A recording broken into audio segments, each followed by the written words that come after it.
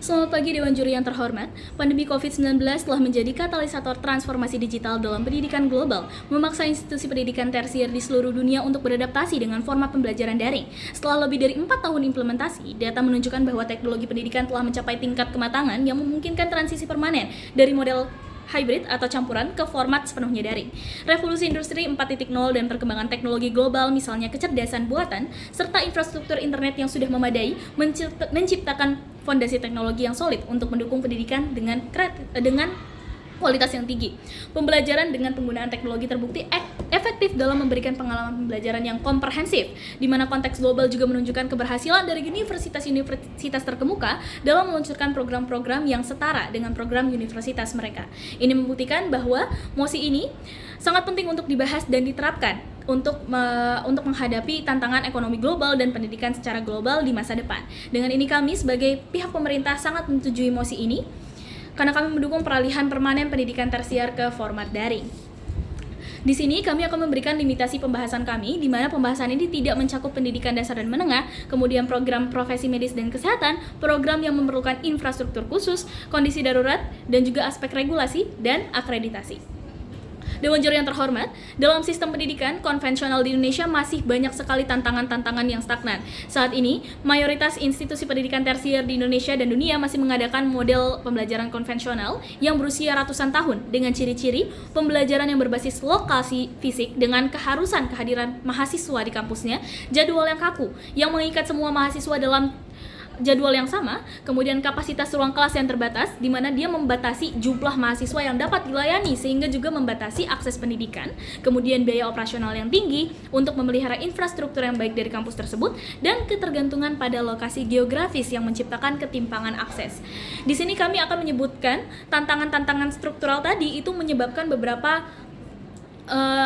disintegrasi di antara para peserta didik pendidikan tersier, yaitu ketidakmerataan akses, di mana mahasiswa dari daerah-daerah terpencil harus mengeluarkan biaya yang lebih besar, di mana mereka harus mengeluarkan puluhan juta rupiah untuk biaya hidup, transportasi, kemudian seluruh akomodasi di wilayah perkotaan untuk menempuh pendidikan. Kemudian kapasitas yang terbatas, di mana universitas memiliki keterbatasan fisik dalam menampung mahasiswa.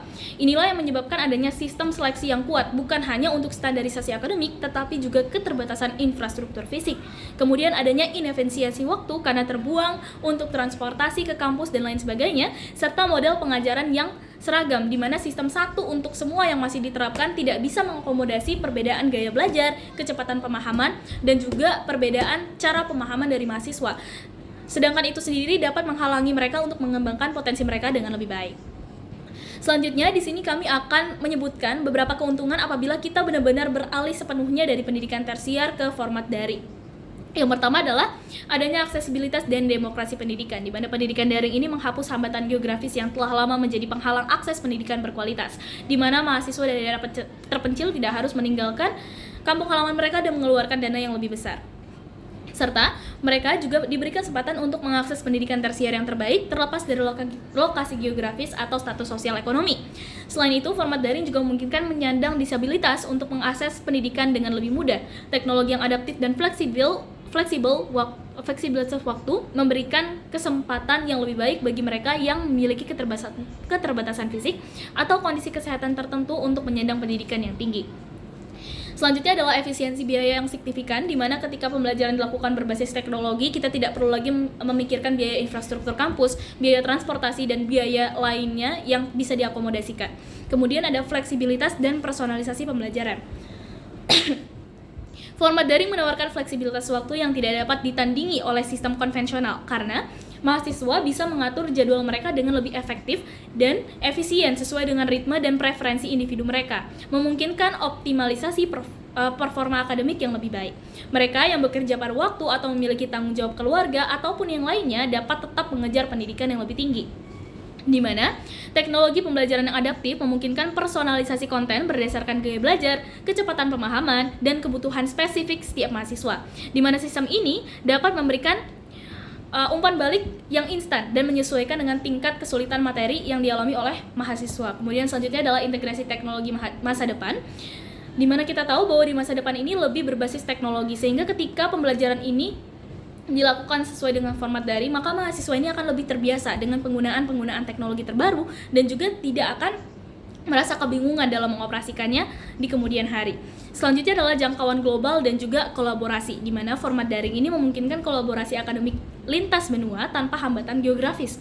Mahasiswa dapat mengakses dosen terbaik dari universitas-universitas yang memang terbaik di dunia, berpartisipasi dalam proyek riset internasional, dan membangun jaringan global yang lebih kuat. Hal ini meningkatkan kualitas pendidikan dan mempersiapkan mahasiswa untuk karir di masa depan dan mengejar dinamika ekonomi yang semakin cepat. Kemudian, efisiensi waktu dan juga produktivitas, eliminasi waktu pembelajaran dan juga eliminasi waktu dalam transportasi itu memungkinkan alokasi waktu yang lebih efisien untuk aktivitas pembelajaran yang lebih substantif. Mahasiswa dapat menggunakan waktu yang biasanya terbuang untuk transportasi belajar mandiri, untuk belajar, riset, ataupun yang lainnya untuk mengembangkan keterampilan yang mereka miliki. Dosen juga dapat mengoptimalkan waktu mereka dengan lebih baik untuk fokus pada pengembangan materi yang berkualitas tinggi dan interaksi yang bermakna dengan mahasiswa daripada terjebak dalam rutinitas administratif kampus fisik.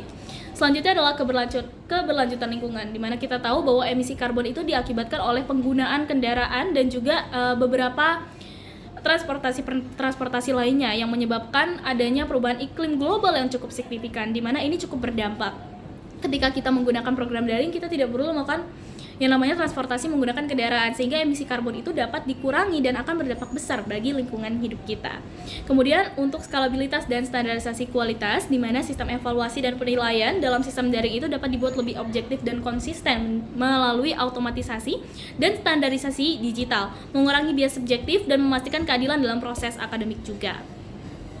Di sini kita mendapatkan paradigma transformasi, di mana peralihan ini bukan sekedar digitalisasi metode lama, tetapi juga reimigrasi fundamental tentang bagaimana pendidikan tinggi didesain, disampaikan, dan dievaluasi.